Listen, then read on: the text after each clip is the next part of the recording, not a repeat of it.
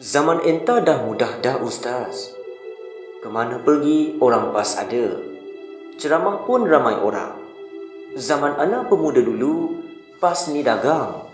Bergerak dengan duit, semua sendiri.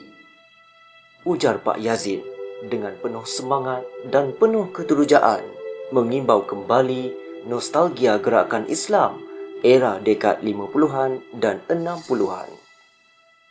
Ana ceramah di Kelantan, dekat Kubang Krian. Orang tak ada, kena sorak lagi.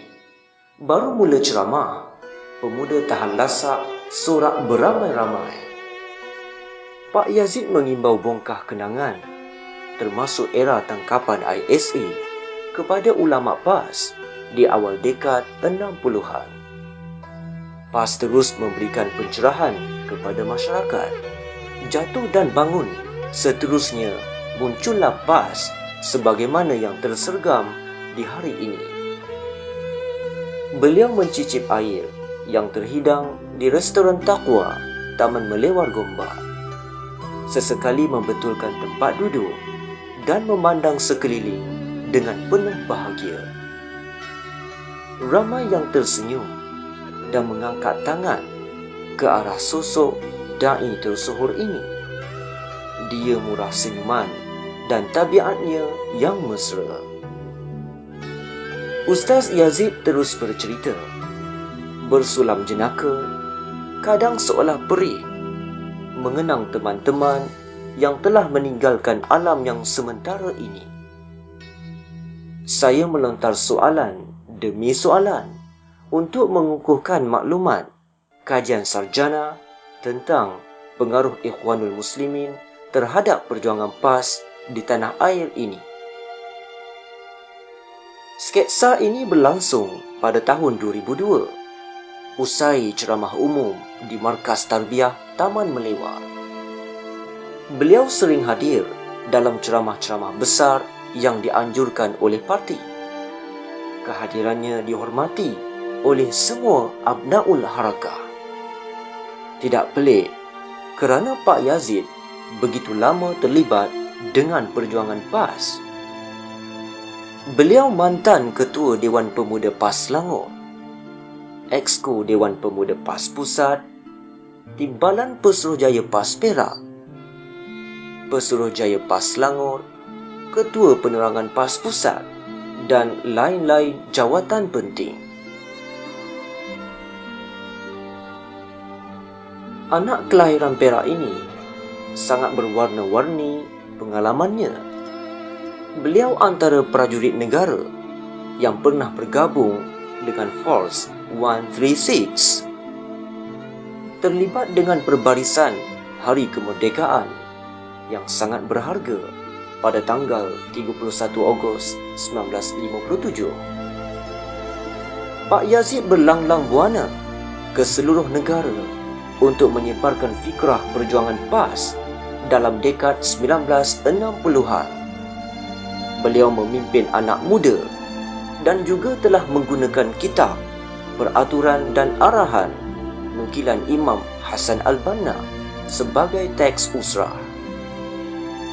Beliau sangat kagum dengan perjuangan Ikhwanul Muslimin di Mesir yang menggerakkan tarbiyah dan jihad ta'alim untuk memancang kefahaman Islam yang syumur dalam masyarakat. Almarhum banyak berkorban. Beliau menjadi staf pejabat agung daripada tahun 1964 sehingga 1974.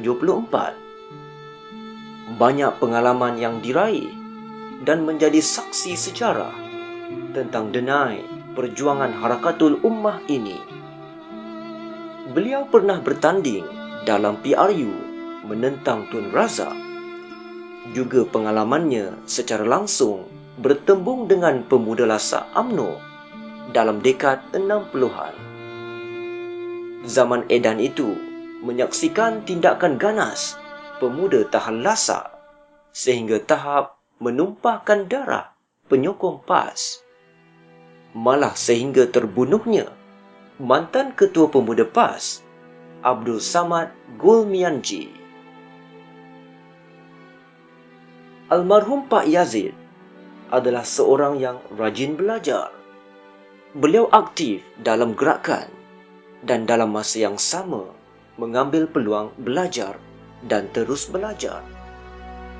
Kecintaan pada ilmu itulah yang memunculkan beliau kemudiannya sebagai pendakwah tersohor Lembah Kelang dalam dekad 80-an dan 90-an. Rumah beliau di Kampung Baru, Kuala Lumpur menjadi markas ilmu yang penting setiap hari Ahad sehingga mencecah ribuan pencinta ilmu. Rumah Pak Yazid juga seolah tempat mereka yang memerlukan bantuan datang mengadu. Ramai yang memohon bantuan duit ringgit untuk menyambung pelajaran.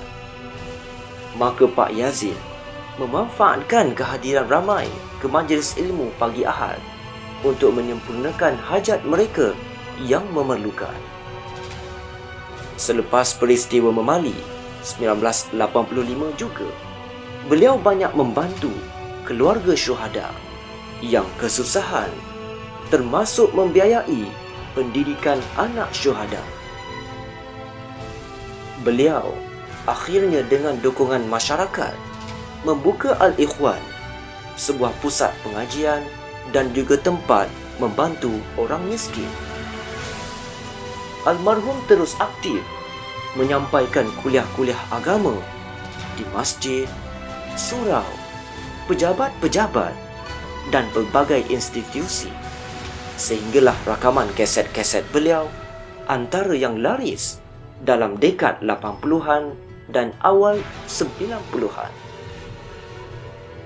Sosok yang peramah ini akhirnya semakin merosot kesihatannya dan beliau kembali menghadap Ilahi dengan penuh kebaktian.